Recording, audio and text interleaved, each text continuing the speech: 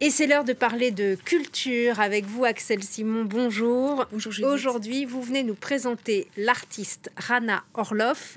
Son œuvre, très connue en son temps et bien moins après-guerre, est maintenant redécouverte. Oui, et c'est une reconnaissance à sa mesure. Elle a été une figure majeure de ce qu'on a appelé le mouvement artistique de l'école de Paris. Vous savez, ce courant qui a connu son apogée entre 1920 et la Deuxième Guerre mondiale et qui a réuni beaucoup d'artistes venant de toute l'Europe qui fuyaient les persécutions et qui venaient en France trouver une liberté qu'on trouvait nulle part ailleurs. Et parmi eux, on connaît de grands noms comme par exemple Chagall, Modigliani, Soutine, et puis du côté des poètes et des écrivains, il y avait Max Jacob, entre autres. Rana Orloff, en fait, les fréquentait tous à Montparnasse où elle avait son atelier.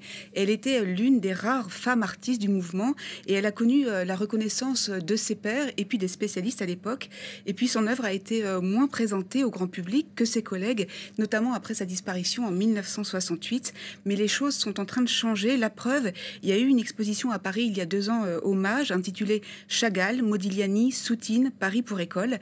Et la commissaire d'exposition Pascal Samuel l'avait judicieusement inclus dans sa sélection.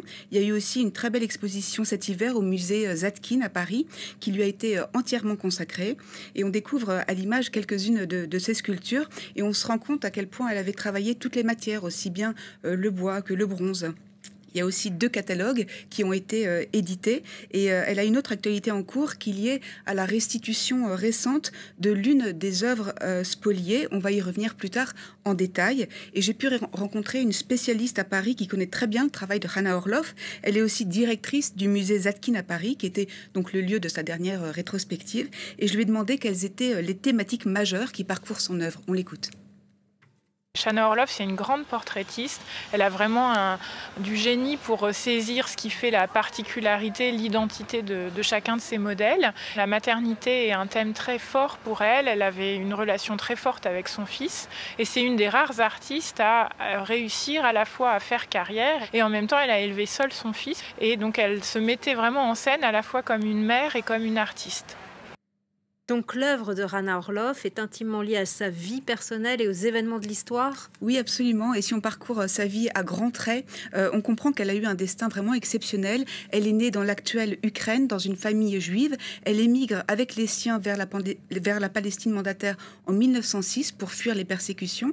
Elle arrive à Paris en 1910 pour devenir couturière. Et puis elle découvre ses dons de sculptrice. Elle s'installe dans le quartier artistique foisonnant alors de Montparnasse et fréquente ses amis artistes. Elle reçoit la Légion d'honneur en 1925 et obtient la nationalité française l'année suivante. Et pendant l'occupation nazie en France, elle met du temps à comprendre qu'elle est menacée. Elle échappe de peu à la rafle du Veldiv en 1942 et quitte la France et son atelier avec son petit garçon du jour au lendemain. Et elle rejoint Grenoble, puis la Suisse.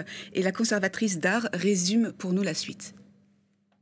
Donc elle réussit à s'exiler avec son fils en Suisse et elle laisse sa maison atelier à Paris qui est complètement dévastée pendant son exil. Toutes les œuvres, toutes les sculptures qui s'y trouvent sont pillées. Il y en a plus de 140 qui ont disparu. Seulement 4 ont été retrouvées à ce jour. Et pendant son exil forcé, son atelier est donc pillé et les œuvres sont volées. Seulement 4 ont été retrouvées à ce jour sur la centaine spoliées, dont celle que l'on voit à l'antenne là, qui s'appelle l'enfant Didi. Elle date de 1921 et elle représente son fils, surnommé Didi. La sculpture a été restituée l'an dernier, en janvier 2023. On peut la voir en ce moment hommage à Paris et le musée lui consacre un de ses espaces d'exposition qui retrace d'ailleurs toutes les étapes de la restitution, donc plus d'1 siècle après sa création et plus de 80 ans après sa spoliation. Et on peut rappeler qu'il y a beaucoup d'artistes qui sont confrontés, qui ont été confrontés à une situation semblable et qu'aujourd'hui encore, c'est loin d'être résolu pour de nombreuses familles et de nombreux descendants. C'est ce qu'on appelle les processus de restitution des œuvres spoliées en lien avec l'État français, le ministère de la Culture et puis les États étrangers. Et en France, le dispositif, il est en place pour toutes les œuvres qui ont été volées entre 1933 et 1945. Et ce sont des dossiers en général très complexes, très épineux, très longs, des histoires qui sont souvent très riches en péripéties et puis parfois des dénouements heureux comme c'est le cas ici. Rana Orloff, après la Shoah, a fini par retrouver son atelier en France. Est-ce que son art s'est transformé après cela dans la période de l'après-guerre ? C'est vrai que c'est une question qui est très intéressante, que je trouve très intéressante, se demander comment les artistes, après la guerre, ont réussi à retravailler et ont pu, pour certains, du moins transformer et puis sublimer le traumatisme et le chagrin. Et s'agissant de Rana Orloff, le changement a été important et très visible. C'est ce que nous explique la conservatrice.